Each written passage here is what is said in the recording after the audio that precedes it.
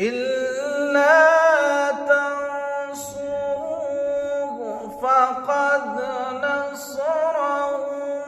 الله إذ أخرجه الذين كفروا ثاني اثنين إذ هما في الغار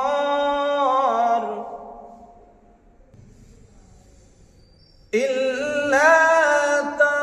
تنصروه فقد نصره الله إذ أخرجه الذين كفروا ثاني اثنين إذ هما في الغار